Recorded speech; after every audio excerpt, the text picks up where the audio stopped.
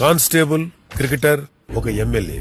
ఇదేంటి సంబంధం లేని 3 రంగాల వాళ్లు ఉన్నారు అని అనుకుంటున్నారు కదూ.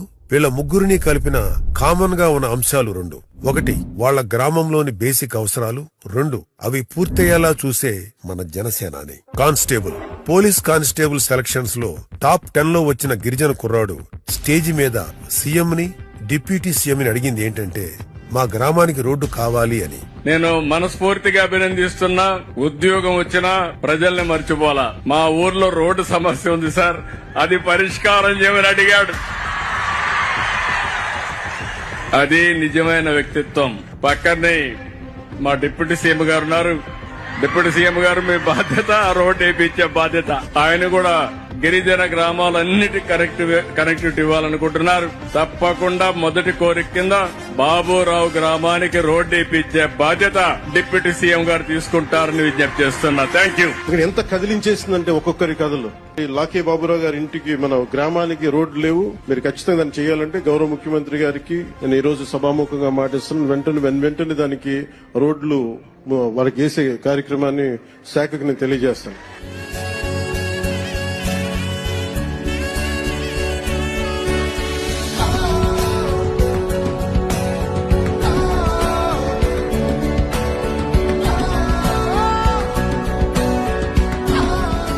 ఇప్పుడే నేను మిత్రుడు పవన్ కళ్యాణ్ గారికి ఒక చిన్న మాట చెప్పాం.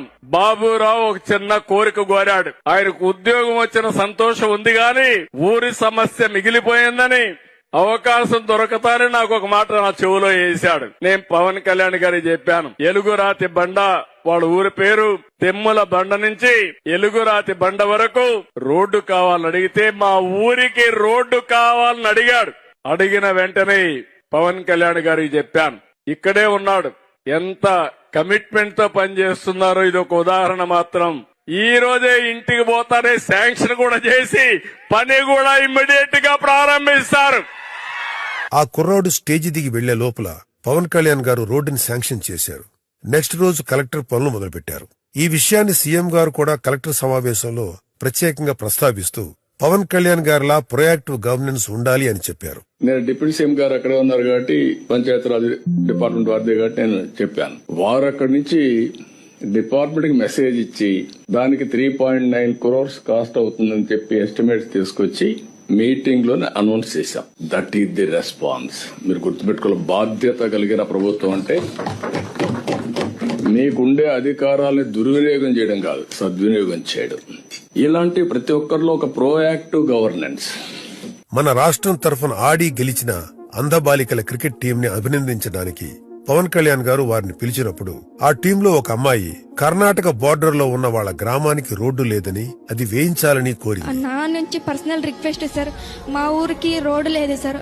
మళ్ళీ హేమావతి నుంచి రావడానికి మా ఊరికి రోడ్డు లేదు. మళ్ళీ గున్యాలి నుంచి మా ఊరికి రావడానికి కూడా రోడ్డు లేదు సార్. మొత్తం చాలా ఇబ్బంది పడుతున్నాం. అది మేము రిక్వెస్ట్ చేసుకుంటున్నాం సార్.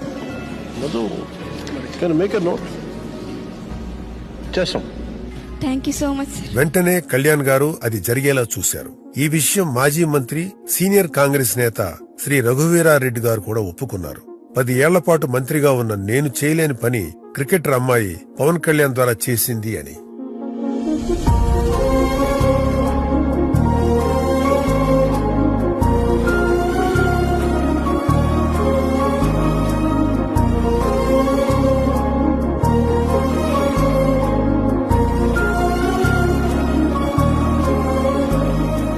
అంధ మహిళల క్రికెట్ జట్టు కెప్టెన్ దీపిక తమ గ్రామానికి మట్టి రోడ్డే దిక్కని, రహదారి సౌకర్యం కల్పించాలని పవన్ కళ్యాణ్ ను శుక్రవారం ఉదయం కోరగా సాయంత్రానికి రోడ్డు నిర్మాణానికి అనుమతులు ఇచ్చేలా ఆయన చర్యలు చేపట్టారు. నిన్న మేము పవన్ కళ్యాణ్ సార్ ని మీట్ అయ్యాము.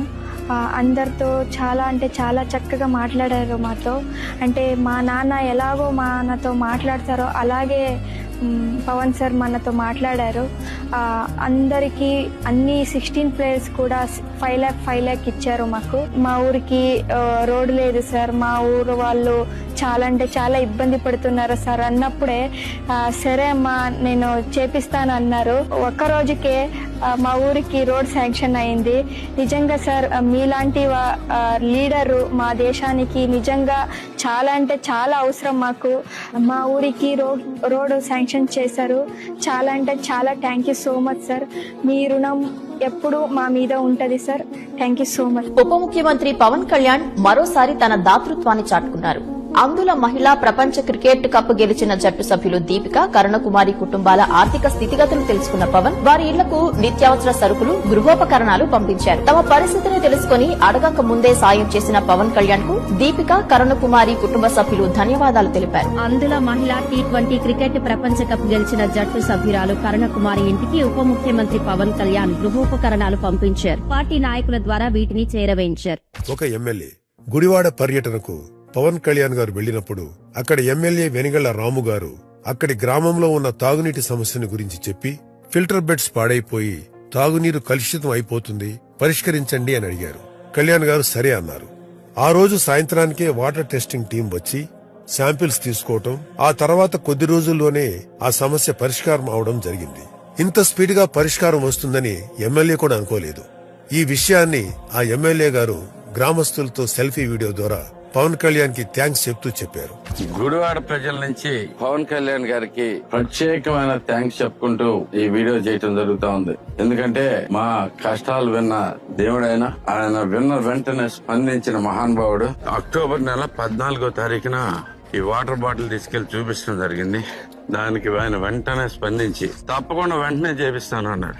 వెంటనే అంటే నేను ఒక 20 రోజులు, 30 రోజులు, 40 రోజులు పడదేమో అనుకున్నా. ఓకే, లేదు వెంటనే అంటే వెంటనే. ఎంకిపాడులో జరిగింది ఈ సభ. గుడివాడ వచ్చేసరికి అందరికీ ఆదేశాలు వచ్చింది వాటర్ క్వాలిటీ టెస్ట్ చేయించమని. క్వాలిటీ టెస్టులు చేయించేటివే కాకుండా 20వ తారీఖు కల్లా వెంటనే మారుస్తానికి ఆయన అడ్రస్ ఇచ్చేసి 43 గ్రామాల్లో 3,27,00,000 పెట్టి వెంటనే అప్రూవ్ చేశారు. ఆయనకి పెద్ద ధన్యవాదాలు. Thank you Pawan Kalyan sir, really appreciated. ఇది నందివాడ గ్రామ ప్రజలు. Thank you Pawan Kalyan sir. Thank you Pawan Kalyan sir. Thank you Pawan Kalyan sir.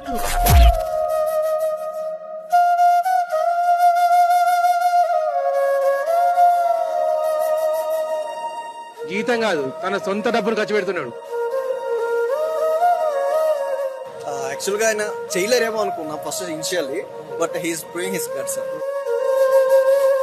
ఆవేశపోయాడు అనుకున్నా కానీ చాలా మంచి కలిపి పవన్ కళ్యాణ్ గారు చాలా చక్కగా చేస్తున్నారు, డౌటే లేదు. నిజంగా అలాంటి వ్యక్తులు ఇప్పుడు రాజకీయాల్లో లేరు.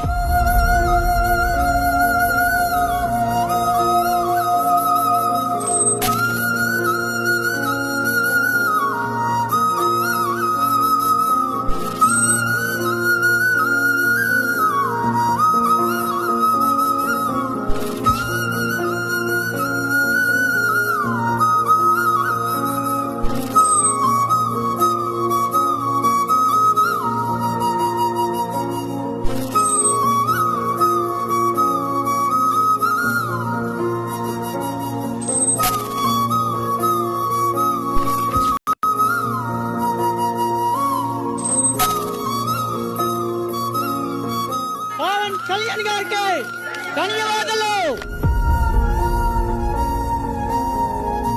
పవన్ కళ్యాణ్ ఒక దేవుడండి, ఒక కొడుకండి. పిల్లలు దేశానికి అందరికి ఒక కొడుకు కింద బయలుదేరాడండి.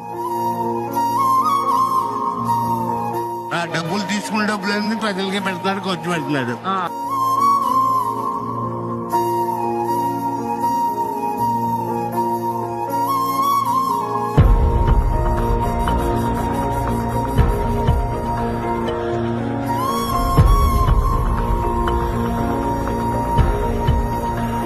తనకొచ్చే ఎమ్మెల్యే జీతపత్యాలు నెలకి 2,10,000. మొత్తం 40 మంది చిన్నారులకి ఒక్కొక్కరికి 5,000 లెక్కన. రాజకీయాల్లో ఉండేవాళ్ళు చాలా మటుకి ఏదో దాచుకుందాం తిందాం అని అనుకుంటారండి. అట్లాంటి ఉద్దేశం ఆయనకి లేదు.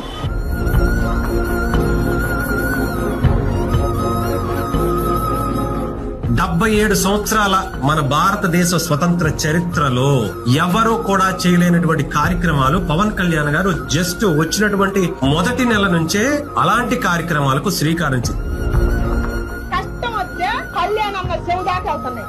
ఎందుకంటే ఆ నాయకుడు శాఖ నేను నమ్మకం.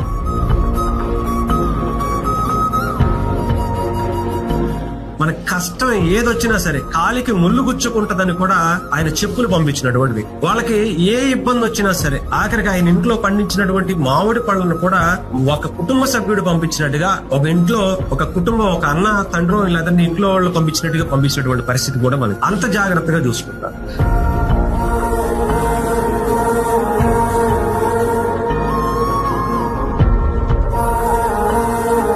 20 కుటుంబాలే ఉన్నాయ్యా, మీకోసం కొన్ని కోట్ల రూపాయలు ఖర్చు పెట్టి అత్తావేంటి, ఏదో లేదు 10,000 పెట్టుకో, ఇంకేం మాట్లాడకెళ్ళు, మాట్లాడకుండా ఉండటం కోసం అలా చేసావు. కానీ పవన్ కళ్యాణ్ గారు వచ్చిన తర్వాత 10 మందికి 10 కోట్లైనా సరే ఖర్చు పెట్టాడు. స్వతంత్ర ఫలాలు అందరికీ అందాలి అని చెప్పి 77 సంవత్సరాల తర్వాత ఒక నాయకుడు ఇచ్చాడు. 19 మంది ఉన్నటువంటి గ్రామానికి కూడా 19 మంది.